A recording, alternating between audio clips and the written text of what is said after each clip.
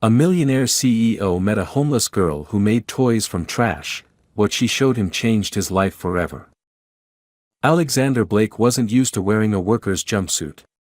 His wardrobe consisted almost exclusively of custom-tailored suits, polished shoes, and silk ties. Yet on this particular morning, he found himself dressed in a plain blue overall, the kind his warehouse employees wore, as he walked through the narrow aisles of his oldest factory storage facility. His presence there wasn't ceremonial, there was a supply chain issue that needed direct oversight, or so his operations manager had insisted. Alexander believed in efficiency and control, which meant that if something wasn't working, he had to see it with his own eyes. The visit was meant to be quick: inspect the inventory, ask a few sharp questions, get back to the high-rise office where decisions were made. After an hour of walking the facility, checking off lists and ensuring his directives had been followed, Alexander felt the walls close in. The factory air was dense, heavy with dust and the lingering smell of cardboard. He excused himself and stepped outside, craving fresh air and a moment of quiet before diving back into his day. He had barely taken 2 steps past the industrial loading dock when a flash of red caught his attention. A small figure approached him at an unexpected speed. A girl, no older than 6, with messy blonde hair that caught the sunlight like a halo and striking blue eyes that seemed far too clear to belong in such a grimy environment. She wore a red dress, faded and frayed at the edges, as though it had lived through too many days without proper care. She stopped right in front of him, her gaze direct and unafraid, and asked, "Do you have super glue?" Alexander was momentarily taken aback. He was a man used to people addressing him with hesitation, often cloaked in layers of politeness or fear. Yet here was this small child, standing before him in a factory yard, asking for glue as if it were the most natural thing in the world. Curiosity piqued, he patted the pockets of his jumpsuit and, to his own surprise, found a small tube of industrial-grade super glue. Without a word, he handed it to her. The girl accepted the glue with a small nod of gratitude, then tilted her head and said, "Do you want to see my toys?" Alexander blinked. Meetings waited for him, reports piled up on his desk, and the city's demands didn't pause. Still, something about her made him stop. She didn't ask him for money, or food, or help. She offered to show him her toys. Out of sheer instinct and perhaps an unfamiliar tug at his chest, he said, "Lead the way." He followed her as she skipped ahead, weaving through the back alleyways of the industrial block, moving with a confidence that told him she knew these paths too well. They turned a corner, and suddenly, the manicured streets and clean glass windows of his corporate world felt like a different universe. They reached a cluttered space behind the factory, where overflowing trash bins lined the cracked concrete walls. This was no playground. It was a forgotten space, reeking of discarded packaging, broken pallets, and leftover debris from shipments long gone. But to the little girl, this was her workshop. With a proud smile, she knelt beside a flattened cardboard box and began displaying her creations. She showed him a disposable fork with 2 googly eyes glued on, its arms crafted from strips of torn cardboard. Another toy was a plastic bottle cap turned into a tiny car wheel, tied to a matchstick axle. There was a robot-like figure, made entirely of bent straws and bottle wrappers, its body fragile but full of character. "I make my own toys because I don't have money," she said, her voice calm and matter-of-fact. "But I have a lot of ideas." Alexander found himself crouching down to her level, mesmerized not by the toys themselves, but by the resourcefulness they embodied. In his world, creativity was a department with a budget and deadlines. But here, it was raw, pure survival, an act of reclaiming joy from whatever the world had discarded. For the first time in a long while, Alexander Blake was speechless. This child had managed to create something far more genuine than any focus group or designer pitch he had sat through in the last decade. "What's your name?" he asked, though he already knew this wasn't a conversation that would end with introductions and polite farewells. "Emmy," she replied simply. He was struck by the weight of this moment. Emmy wasn't here to be pitied. She was here to show him her world, a world built from scraps, but held together with imagination. And suddenly, his empire of glossy products and strategic marketing felt fragile, hollow in comparison. Kneeling beside a little girl in a red dress, surrounded by what others would call garbage, Alexander Blake felt something shift deep within him. He had come to this warehouse to fix a supply problem. But now, he realized, he had stumbled upon a far bigger problem, one that couldn't be solved with spreadsheets or board meetings. He looked at Emmy, holding up her fork figurine with pride, and knew instinctively that this was not the end of an unexpected encounter. It was the beginning of something that would change everything. Alexander Blake stood in that forgotten alley, surrounded by the sharp scent of damp cardboard and industrial waste, yet his attention was entirely consumed by Emmy and her creations. It was as though the entire world had narrowed to this small clearing behind the factory, where a 6-year-old girl had, with nothing but scraps and imagination, built her own universe. Emmy continued to pick up her toys, explaining their stories with a seriousness that both amused and humbled him. Each fork became a character with a name, each bottle cap had a purpose. In her eyes, nothing was trash, it was all raw material for play. Alexander, a man who had built a toy empire based on precision-engineered products and pristine packaging, found himself both fascinated and uncomfortable. He had always believed in innovation, but seeing Emmy's hands bring life to discarded plastic and cardboard revealed a truth he had conveniently ignored. Sometimes, the greatest creativity flourishes where resources are scarce. As Emmy knelt to adjust a piece of string holding together a makeshift puppet, Alexander's gaze wandered to their surroundings. The factory loomed behind them, its clean, corporate facade a stark contrast to this messy, chaotic space. His mind, trained to evaluate processes and streamline operations, began to churn. How was it possible that in a company that prided itself on leading the toy industry, a child found more joy and creativity among trash bins than in any product his designers had developed in years? The question gnawed at him. Emmy didn't know he was the CEO of the very corporation that mass-produced toys she would never afford.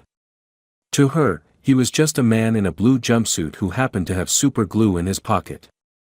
The simplicity of that made Alexander realize how detached he had become from the core purpose of his business.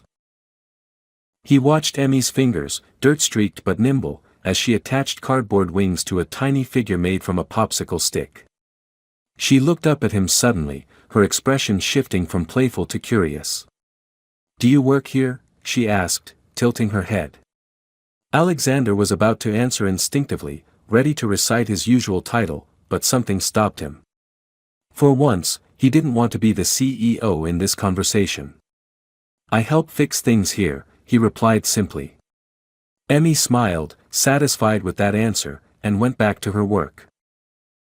The sun began to lower, casting a soft golden hue over the alley. Emmy, unfazed by the time, continued crafting, humming a tune to herself. Alexander remained crouched beside her, his knees protesting against the cold concrete, but his mind more active than it had been in years. He thought about his board meetings, the endless presentations filled with market trends and consumer analytics. None of those numbers had prepared him for this small, defiant act of creativity in the shadow of a factory that had forgotten what toys were supposed to mean. Emmy paused and offered him a piece of cardboard and a marker. "You can make one too, if you want." The invitation was innocent, but to Alexander, it felt like a challenge.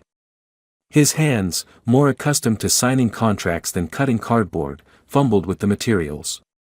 Emmy watched him patiently, guiding him as he awkwardly tried to assemble a small figure. For the first time in his life, he found himself experiencing toys not as products, but as creations, personal, imperfect, alive. As they worked, Alexander asked softly, "Where do you go at night, Emmy?" She shrugged, not looking up. "I stay here. Sometimes I find a dry spot. It's okay. I'm used to it." Her answer, so casual, struck him harder than any boardroom accusation ever had. He had spent years navigating corporate crises, but never had a problem felt so human, so immediate. This wasn't a matter of donations or charity events. Emmy didn't need pity or a temporary fix. She needed a space where her imagination could thrive safely, without having to scavenge for materials or shelter. Alexander stood up slowly, dusting off his hands. The sun had dipped lower, and the city's distant hum began to rise as people finished their workdays. Emmy packed her creations into a small, tattered backpack, her movements efficient and practiced. Watching her, Alexander felt a surge of responsibility he couldn't shake. He realized that the solution wasn't to offer her a few dollars or donate a toy. It had to be bigger. It had to be real. He crouched back down to her level, meeting her eyes. "Emmy, would you like to come with me?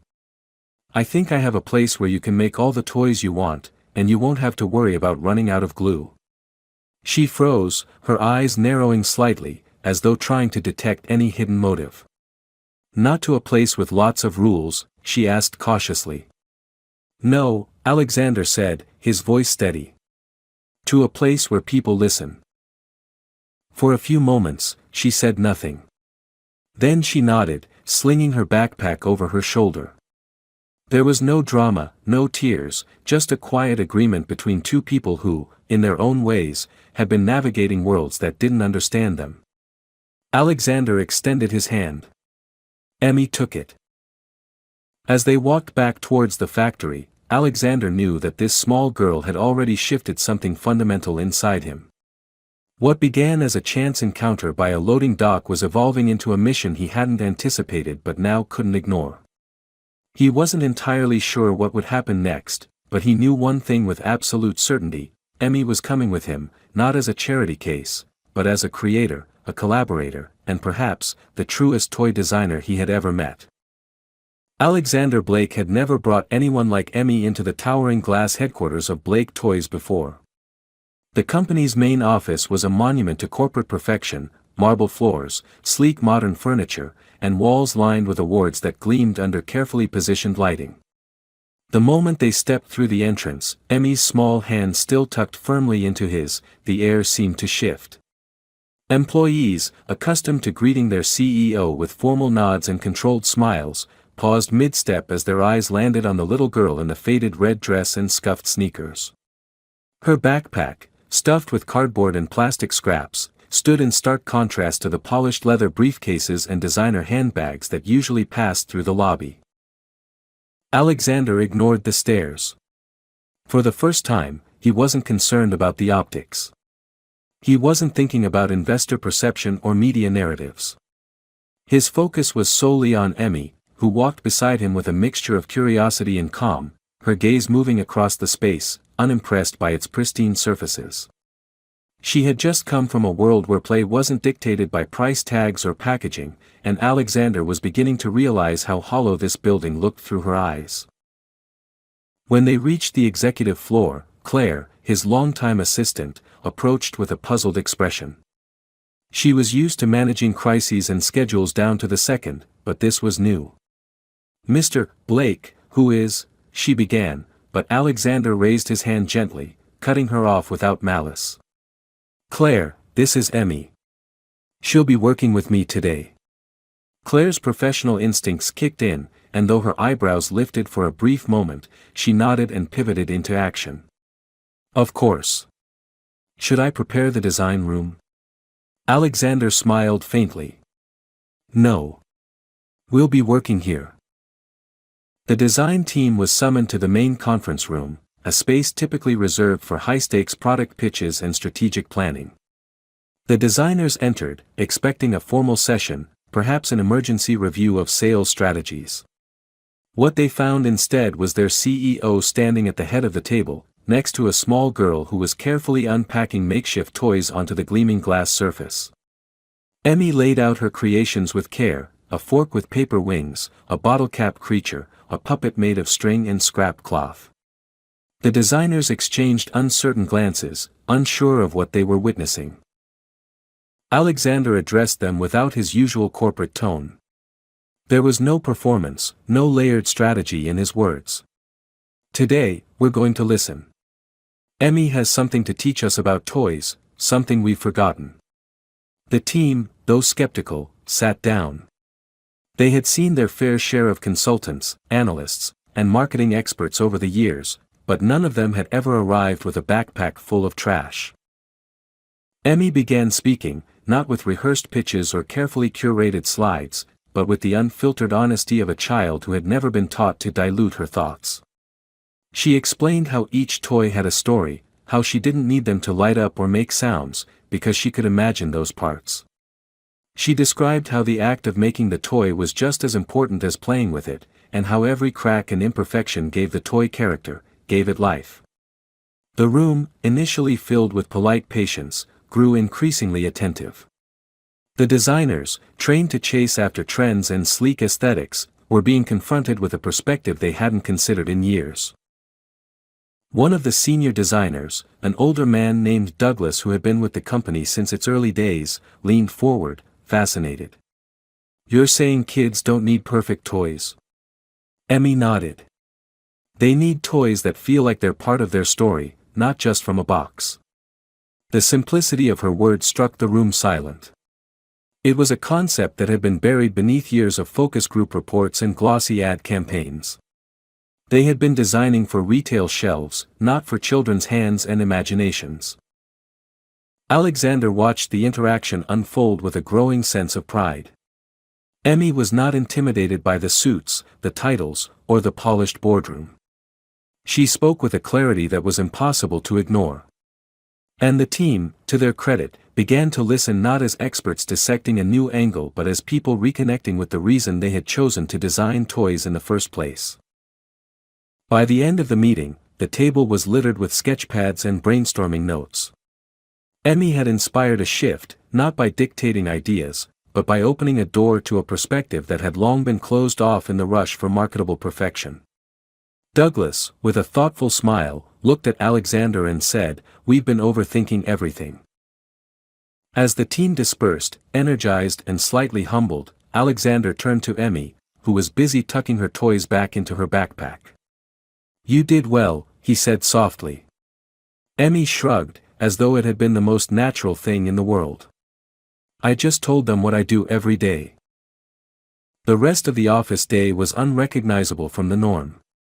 Word of Emmy's presentation spread quickly, and employees who had spent years buried under spreadsheets found themselves reflecting on how disconnected they had become from the simple joy of play. Claire later confided in Alexander that she had overheard junior staff members talking about wanting to build their own trash toys at home.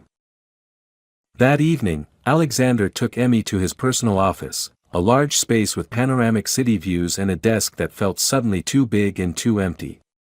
Emmy, unaffected by the room's grandeur, dumped her backpack on the plush leather sofa and began building a new toy from the spare office supplies she found: paper clips, sticky notes, even a discarded coffee stirrer. Alexander watched her work, realizing that the millions of dollars spent on design labs had never produced a prototype as genuine as the one Emmy crafted with her tiny, dirt-smeared hands. For the first time in his career, Alexander Blake wasn't concerned with the next product launch or the upcoming investor briefing. He was thinking about how many Emmys were out there, kids with ideas, with stories, who had never been given a seat at the table.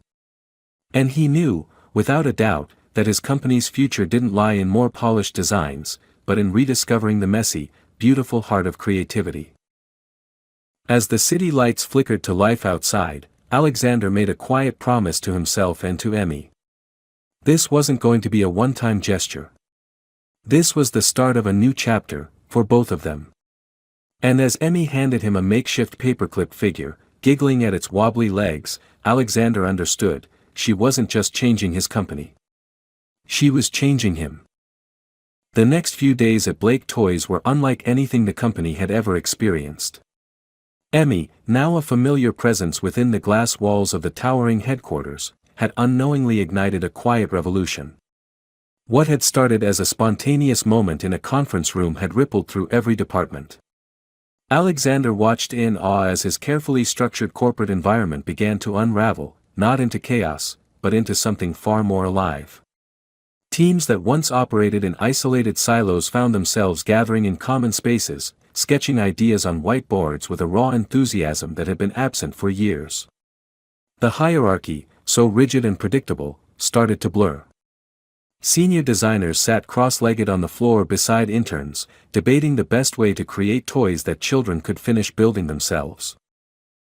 Emmy, unaware of the stir she had caused, continued to wander through the offices as if they were an extension of her playground. She would stop at desks, peek into open meeting rooms, always carrying her small backpack filled with makeshift toys and scraps of new materials she had scavenged from around the building. To her, these suits and polished floors were just a bigger canvas. One afternoon, she found herself in the company's packaging department, a place known for its sterile efficiency. She climbed onto a workstation table and asked why the boxes had so much plastic if children only cared about what was inside. The room, used to operating by template designs, went silent. Her question was so simple, yet no one had ever thought to ask it. That moment sparked a redesign initiative that would eventually save the company millions in packaging costs while introducing eco-friendly alternatives that would later become a marketing triumph. Meanwhile, Alexander found himself caught between two worlds. On one hand, he had to face the escalating concerns of his board of directors and shareholders. Their emails grew more aggressive, their meeting requests more insistent.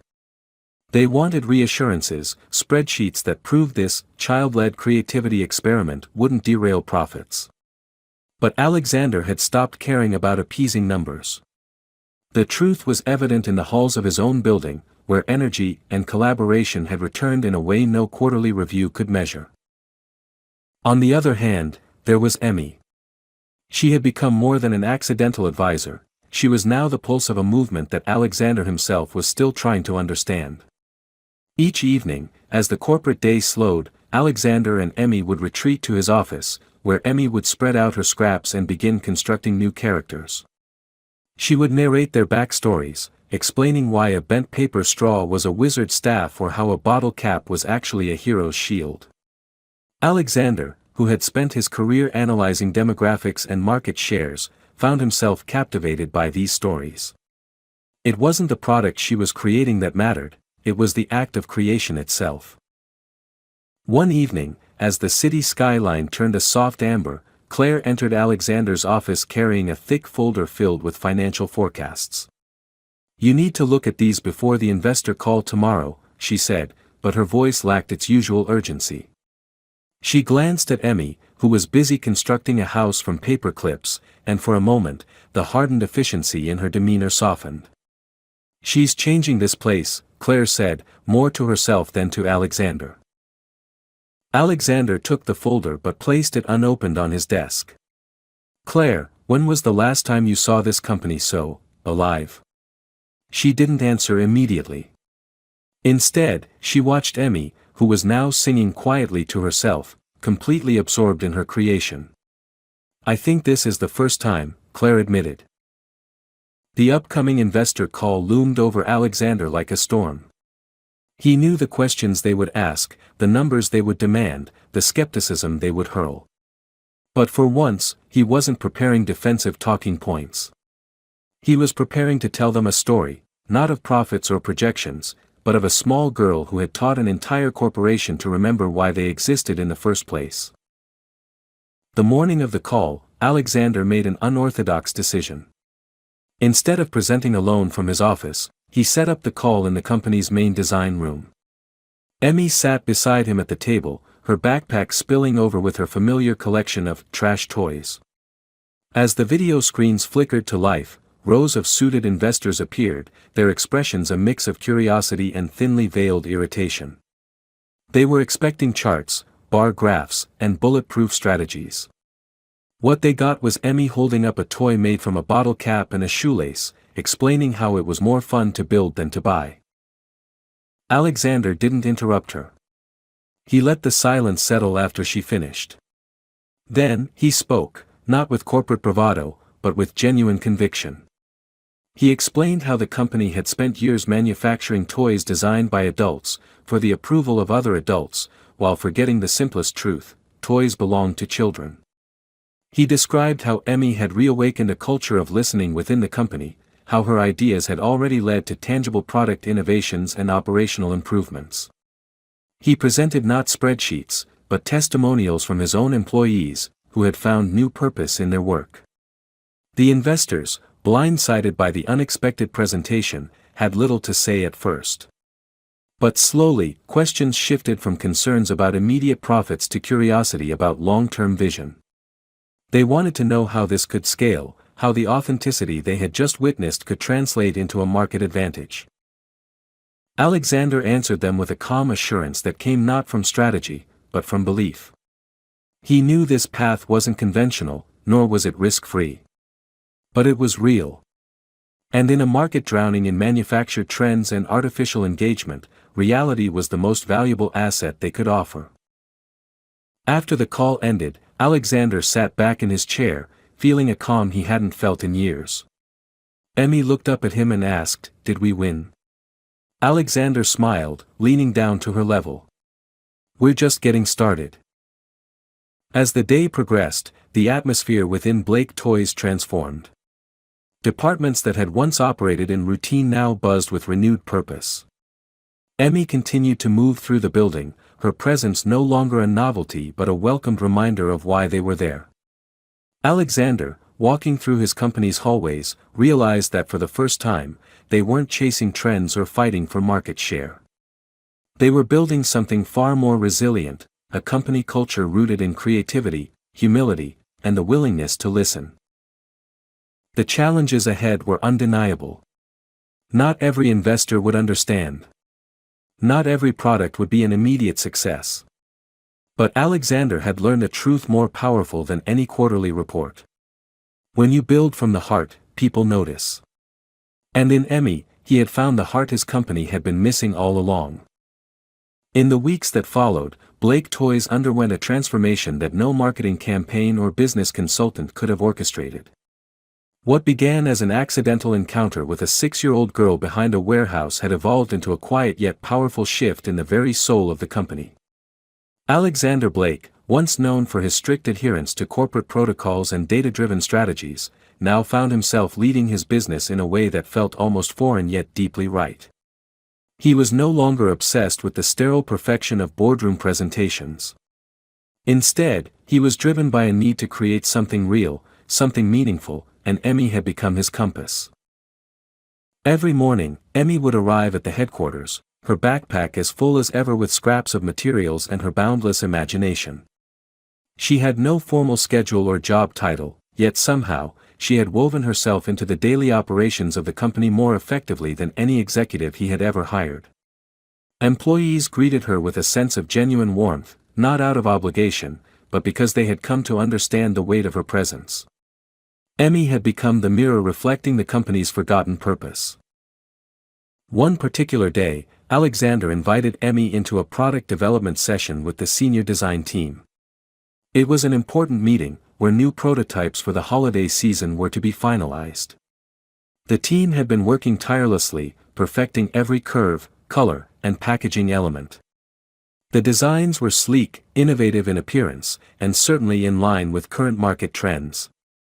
But when Emmy entered the room and was presented with the latest prototypes, her reaction was both immediate and disarmingly simple. She frowned, tilting her head, and asked, "But what does it do?" The designers looked at one another, somewhat baffled. They had spent months refining the aesthetics, but none of them had considered that a toy's value didn't lie in how it looked, but in how it made a child feel while playing. Emmy picked up one of the prototypes, a glossy plastic figurine, and turned it over in her hands. "It's pretty," she admitted, "but it doesn't let you imagine anything. It already tells you what it is." Her words, innocent but piercing, struck a chord that no focus group ever had. Alexander watched as his team absorbed the critique, not with defensiveness, but with an awakening curiosity. That single observation led to an impromptu brainstorming session, where Emmy's insights guided a complete overhaul of the project. Instead of rigid figurines, the team began sketching modular pieces that could be mixed, matched, and reimagined by children themselves. The energy in the room was electric. Designers who had grown accustomed to strict guidelines found themselves liberated, sketching wildly, bouncing ideas off Emmy, who seemed to navigate the creative chaos with ease. Alexander sat back, marveling at how a child who had no formal education in product development had managed to unlock a creative vein within his company that had been dormant for far too long. It was in that moment he realized how much of their work had been guided by fear of deviating from trends, of disappointing investors, of risking failure. But Emmy didn't know those fears. She created for the sake of creation, and that freedom was contagious. Later that day, as Alexander walked through the production floor with Emmy by his side, he noticed a shift in the atmosphere. Workers who had once been disengaged and mechanical in their routines were now more engaged, more attentive. Emmy would stop by their stations, ask questions about machines and materials, and they, in turn, found themselves explaining their work with newfound pride. It was as if the presence of a child, who saw wonder in the mundane, had reminded them that what they were doing mattered beyond profit margins and assembly quotas. Alexander found himself reflecting on the path that had brought him here. For years, his leadership had been defined by control over products, people, and outcomes. He had measured success in stock prices and market share, believing that as long as the numbers grew, so did the company's value. But now, as he watched Emmy teach a group of engineers how to craft a puppet from leftover packaging material, he understood how narrow that view had been. The true value of Blake Toys wasn't in its quarterly profits, but in its ability to inspire, to create, to imagine. That evening, after the office had emptied and the city lights flickered through the windows of his office, Alexander sat across from Emmy, who was busy constructing yet another fantastical character from paperclips and tape. He asked her, almost rhetorically, "Do you know you've changed this place?" Emmy didn't look up, simply shrugged, and said, "I just make stuff." Her answer, simple and pure, encapsulated everything he had been trying to articulate in board meetings and strategy sessions. He realized then that the future of his company wouldn't be dictated by trend forecasts or competitor analysis. It would be shaped by people who weren't afraid to get their hands dirty, to play, to build without fear of imperfection. Emmy had given his company permission to be human again. That night, as he drove Emmy home, though home was still an uncertain term for her, Alexander made a decision. He would no longer let his company operate in a way that forgot the people they were supposed to serve. It wasn't enough to produce toys that sold well. They had to produce toys that mattered, that allowed children to see themselves as creators, not just consumers. And Emmy would not be a temporary muse for the company's reinvention. She was the beginning of a permanent shift. As they drove past the factory where their paths had first crossed, Alexander glanced at Emmy, who had fallen asleep clutching one of her makeshift toys. He felt a wave of gratitude, not just for the impact she had on the company, but for the way she had quietly dismantled the walls he had built around his own life. She had reminded him that leadership wasn't about control, it was about connection. It was about listening, about seeing value where others saw waste, about understanding that true innovation often comes from the places you least expect. The road ahead would be filled with challenges. Investors would need convincing. The board would resist change. But Alexander no longer feared their doubts. He had found something more powerful than approval, purpose. And with Emmy by his side, he was ready to build a company that was no longer driven by what the market expected, but by what children truly deserved. The transformation of Blake Toys was no longer a quiet ripple within the company walls, it was now beginning to surface in the public eye.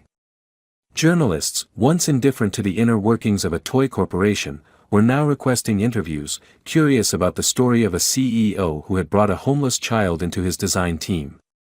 Rumors spread quickly, some saw it as a marketing stunt, others as a risky, emotional decision from a businessman known for his strategic coldness. But those who had witnessed the change firsthand knew it was none of those things. It was real, it was personal, and it was reshaping everything. Alexander found himself in an unfamiliar position. He had been in the public spotlight many times, but always in control, presenting carefully crafted narratives built by PR teams. Now, the story was unfolding beyond his control. Emmy's influence was undeniable, and though she remained blissfully unaware of the corporate implications of her presence, she had become the face of a new era for the company. Every decision she touched seemed to breathe life back into Blake Toys, not because it was part of a calculated plan, but because it stemmed from genuine creativity and human connection. One afternoon, as Alexander prepared for an interview with a major news outlet, he noticed Emmy sitting by the large glass windows in his office, intently working on yet another small toy made from a broken pen and a few buttons she had found in a forgotten drawer. He watched her, marveling at how she could lose herself so completely in creation, oblivious to the power shifts occurring around her. She wasn't trying to impress anyone, yet she was reshaping the future of an entire corporation. During the interview, the journalist, a sharp woman named Grace Monroe, asked Alexander why he had chosen to involve a child with no formal education or industry knowledge in his company's product development. Alexander smiled, realizing how easy it would be to give a rehearsed answer. Instead, he said, because she reminded me what toys are supposed to be. For years, we designed products for shelves, for charts, for shareholders. Emmy designs for children. Grace leaned forward, clearly intrigued, and asked, but how do you scale that? How does a company this size sustain such an approach? Alexander didn't hesitate. By remembering that scale should never come at the expense of authenticity. If we lose that, we lose everything. The interview sparked a wave of public interest. Families who had grown tired of soulless, over-engineered toys resonated with the story. Social media exploded with images of children crafting their own toys from household items, inspired by Emmy's story. Blake Toys began receiving letters, not from corporations or investors, but from parents and children, thanking them for bringing creativity back into play. Internally, however, the pressure mounted. The board of directors, while impressed by the sudden surge in public goodwill, were still anxious. They demanded tangible results, financial metrics that justified this emotional shift. Alexander knew this confrontation was inevitable. He had prepared for it, but he also understood that no spreadsheet could capture what was happening within the walls of his company. At the next board meeting, Alexander arrived with Emmy. The room, filled with meticulously dressed executives and guarded expressions, fell into a hushed murmur. Emmy, unfazed, walked to the head of the table and unpacked her toys onto the polished mahogany surface. Alexander began the meeting not with profit projections, but with stories of how Emmy's influence had reignited creativity within his teams, how product lines had been redesigned to encourage imaginative play, how customers had responded with unprecedented enthusiasm. He addressed the board's concerns head-on. You want numbers? Sales for our new modular kits have doubled in the last month. Return rates have dropped because children aren't getting bored. Engagement on our digital platforms has increased, not because we paid for ads, but because people believe in what we're doing. But then, he shifted the focus. But beyond numbers, we've built something far more valuable: trust. Trust with our employees, with families, with a generation that's tired of being marketed to and wants to be included. The board members exchanged glances, some skeptical, others contemplative. Alexander knew this wasn't a fight he could win with data alone. But as Emmy, unaware of the corporate tension, stood beside him, proudly holding up a toy she had crafted from old office supplies, the atmosphere shifted. Her presence was a living argument no presentation could surpass. She wasn't a statistic. She was a symbol of everything the company had forgotten and everything it could become again. After the meeting, as the board recessed into private discussions, Alexander and Emmy returned to his office. He felt the weight of the uncertainty but also a profound clarity. Regardless of the board's final decision, he had no intention of returning to the old ways. The company's future was already being written, not in quarterly reports, but in the stories of children like Emmy, who found joy in creation, not consumption. That evening, as the city's skyline glowed against the darkening sky, Alexander sat by Emmy while she crafted yet another fantastical character, this time using spare computer parts and colored paper. Watching her, he realized that leadership wasn't about always having the answers. Sometimes, it was about having the courage to admit you had been asking the wrong questions all along. In that quiet moment, surrounded by Emmy's creations scattered across his office floor, Alexander understood the true scope of what they were building. This was no longer just about toys. It was about giving voice to those who had none, about finding value in places the world had written off, and about leading a company not through control, but through connection. The challenges would continue. Investors would need more than heartfelt stories, and markets would demand metrics. But Alexander knew now that the real foundation of Blake Toys wasn't built on figures. It was built on imagination, on trust, and on the unwavering belief that sometimes, the smallest hands craft the most powerful ideas. The days that followed the board meeting were a delicate balancing act for Alexander Blake. The investors had not given him an outright rejection, but their approval was cautious and conditional. They wanted numbers, timelines, and guarantees that the emotional momentum he had sparked could be translated into tangible business success. Yet, despite their skepticism, there was a noticeable shift. The sincerity of Emmy's presence had struck a chord deeper than any strategic report could have. The company had found itself at a crossroads, where decisions were no longer purely transactional but personal, layered with the complexity of human impact. Meanwhile, within the walls of Blake Toys, the culture had evolved beyond anything Alexander had anticipated. Departments that had once operated in competitive silos were now cross-pollinating ideas in ways that transcended corporate hierarchy. Meetings became open forums where even the most junior employees felt empowered to contribute, emboldened by the knowledge that a 6-year-old girl had reshaped the company's direction simply by being heard. Emmy's influence was everywhere, not in a performative, superficial way, but in the quiet, profound shift in how people approached their work. Her curiosity had infected the staff, making them rethink not only how they designed toys but why they designed them. One afternoon, as Alexander walked through the company's prototype lab, he noticed a group of engineers huddled around Emmy. She was sitting on a tall stool, swinging her legs as she listened intently to their explanations of a new modular playset that allowed children to create their own characters from interchangeable pieces. The engineers were animated, pointing to sketches and parts, but Emmy, with her simple, piercing logic, interrupted them. "It's fun, but it needs a story. Kids want to know why they're building it. What's the adventure?" The room went silent as her words settled in. It was a moment of clarity. For years, they had designed toys to be impressive on shelves, to appeal to parents' wallets. They had forgotten that children don't buy toys for features, they buy them for the stories they imagine with them. Alexander stood back, watching this exchange with a mixture of pride and humility. Emmy didn't understand the language of profit margins or consumer trends, yet she was teaching his team lessons no MBA program could provide. Her understanding of play was pure, uncorrupted by market strategies, and it was precisely what the company needed to reclaim its soul. Despite the internal success, the external pressure remained relentless. Media outlets continued to follow the story, some praising Alexander's innovative leadership, others criticizing it as reckless and emotionally driven. Shareholders sent him emails filled with veiled ultimatums, demanding concrete results.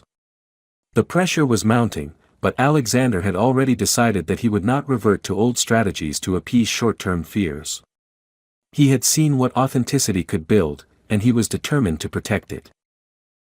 To bridge the gap between the board's need for metrics and his commitment to meaningful innovation, Alexander proposed an ambitious public project. It wasn't a product launch or a traditional campaign. It was a community-driven initiative where Blake Toys would set up creative workshops in underprivileged neighborhoods, providing materials for children to build their own toys, guided by company designers who would listen and learn, rather than dictate. It was a risk, financially unorthodox and logistically complex, but it aligned perfectly with the philosophy Emmy had reintroduced to the company. He named it the Imagination Project. The board was hesitant, questioning the immediate return on investment, but Alexander presented them with a clear, unwavering vision. This was not about immediate profits. It was about building a brand that was trusted, loved, and remembered. In a market saturated with mass-produced, over-marketed products, authenticity had become the rarest and most valuable commodity. The Imagination Project would not just be a marketing campaign, it would be the company's identity. As preparations began, Alexander and Emmy worked closely with the design teams to ensure the project remained true to its purpose. Emmy's role was never formalized with a title or contract, yet everyone understood that her insights were now integral to their creative process. She was no longer just a symbol of change, she was an active architect of the company's future. The day the first workshop was set up, Alexander felt a rare mix of nerves and excitement. It was held in a community center far from the polished corporate world he was used to. Rows of tables were covered with craft supplies, recycled materials, and simple tools. Company employees, dressed not in suits but in casual clothes, waited with anticipation as children began to arrive. Emmy was at the center of it all, her backpack slung over her shoulder, ready to lead by example. What unfolded was more than a workshop. It was a revelation. Children dove into the materials with a fervor that no focus group could have predicted. They didn't need instructions, they needed space to create, to imagine freely. The designers, who had once labored over market-driven aesthetics, now sat beside these children, learning from their spontaneous brilliance. Alexander watched as his employees, some of whom had never stepped out of the corporate environment, discovered the raw joy of creation without limitations.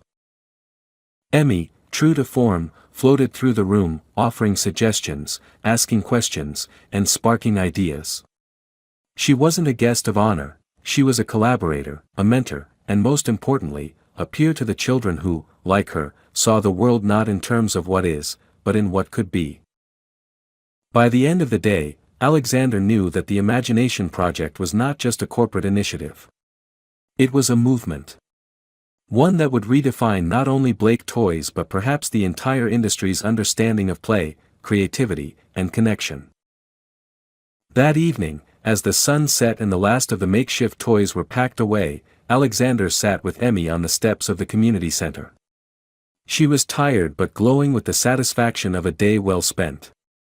Alexander looked at her, this small girl who had wandered into his life with a request for super glue and unknowingly mended the very foundation of his company. "You know, Emmy," he said quietly, "you've built something today that no factory could ever make." She smiled, leaning her head against his arm, and replied, "I just like making stuff with people." In that simple statement, Alexander found the essence of everything he had been searching for in spreadsheets and strategy meetings. It wasn't about making products. It was about making connections. And with Emmy by his side, he knew they were just at the beginning of something far greater than either of them could have imagined. The weeks that followed the launch of the Imagination Project marked a turning point not only for Blake Toys but for Alexander Blake himself. The initiative had started as a bold experiment, born out of frustration with corporate detachment and inspired by the unfiltered creativity of a little girl who had no agenda beyond wanting to play. Yet, what unfolded was far beyond what Alexander had anticipated. The workshop spread from city to city, transforming neglected community centers into vibrant spaces of laughter, storytelling, and invention. Children, many of whom had never owned a store-bought toy, found joy in crafting their own creations from materials others had deemed useless. Their ideas were unpolished, raw, and wildly imaginative, precisely what the world of mass-produced toys had forgotten. Within Blake Toys, the ripple effects became waves. Employees who once spent their days perfecting CAD models and debating color palettes in sterile meeting rooms were now spending time on the ground, interacting directly with the children they were designing for. The experience shattered the abstract notion of a target demographic. These were no longer faceless statistics, they were real children with names, stories, and dreams. Designers who had grown cynical over years of corporate cycles found themselves reawakened, their passion reignited not by profits but by purpose. Alexander watched this transformation with a sense of awe and humility. For years, he had believed leadership was about control, about tightening the reins to maintain order and predictability. But now, as he stood amidst teams sketching ideas based on playground conversations rather than boardroom forecasts, he understood that real leadership was about creating space for others to bring their best selves forward. He no longer had to dictate every outcome. His role had shifted to being a listener, a facilitator of creativity, allowing his company to be shaped by the very people it sought to serve. Despite the internal success, external scrutiny remained. Investors, though pleased with the surge in public goodwill, still pressed for hard metrics. Media outlets continued to spin narratives, some praising Blake Toys as a pioneer of socially conscious business, while others dismissed it as a temporary phase. But Alexander had grown indifferent to these external pressures. He had discovered a truth that no market analyst could quantify: authenticity, once embraced, had a way of sustaining itself. The company's financial health stabilized, not through aggressive marketing strategies, but through genuine consumer loyalty. Parents trusted Blake Toys not because of slick advertising but because the company had demonstrated a willingness to listen to their children. The day Emmy's legal adoption papers were finalized was not marked by grand announcements or media fanfare. It was a quiet afternoon, filled with paperwork and a few close friends who had witnessed the journey firsthand. For Alexander, it was the culmination of a transformation that had begun the moment Emmy had approached him with a broken toy and an innocent request for super glue. She was no longer a visitor to his world. She was family, not just in name but in every shared moment of creativity, every laugh, every challenge they had navigated together. That evening, as they sat in their modest home surrounded by Emmy's ever-growing collection of makeshift toys, Alexander felt a profound sense of peace.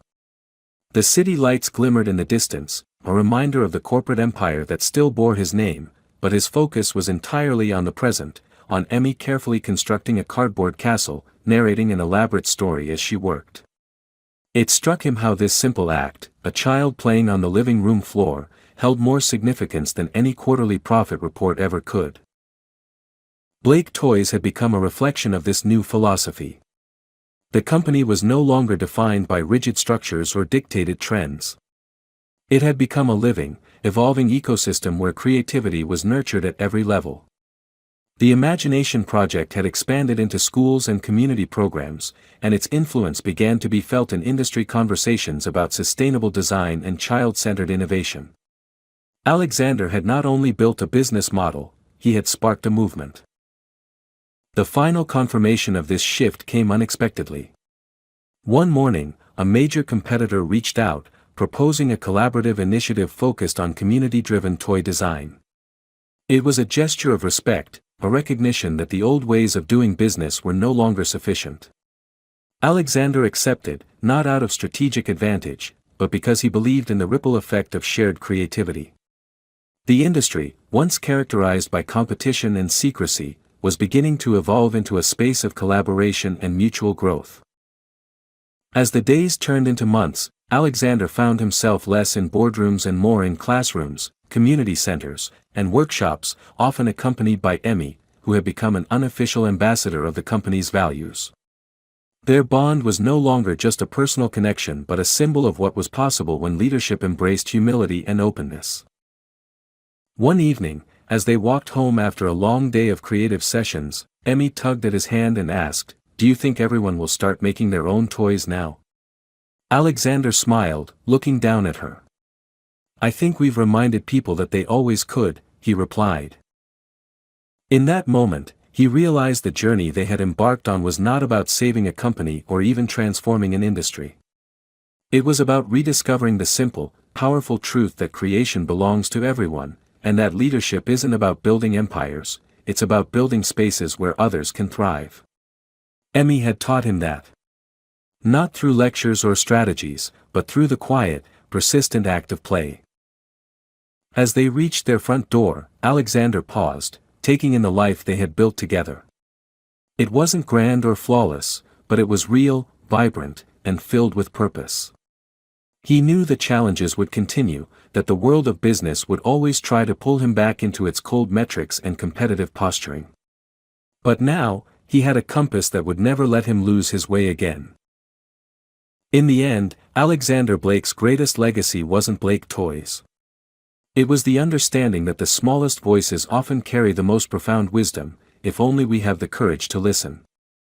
In my view, The true power of this story lies not in its corporate triumphs or emotional twists, but in how it strips leadership down to its rawest form, empathy and humility. Alexander's transformation is not just a redemption arc for a cold businessman, it's a mirror for anyone who has ever let status, numbers, or routines distance them from real human connection. Emmy's character represents a kind of truth that business, and society at large, often overlooks. Brilliance isn't born from privilege or polished titles, but from unfiltered imagination and lived experience. The ending, where Alexander realizes that his legacy isn't the empire he built but the space he created for others to thrive, is deeply satisfying because it feels earned. It doesn't rely on dramatic gestures, but on quiet, consistent choices that reshape values from the inside out. This is a story about seeing worth where others see waste, and about redefining success not by profit, but by the lives you touch. What makes it especially powerful is that it doesn't present change as a grand, idealistic revolution, it shows it as a daily, messy, human process that starts small, with listening, with paying attention to people no one expects to have answers. That's what makes it not just heartwarming, but profoundly inspiring.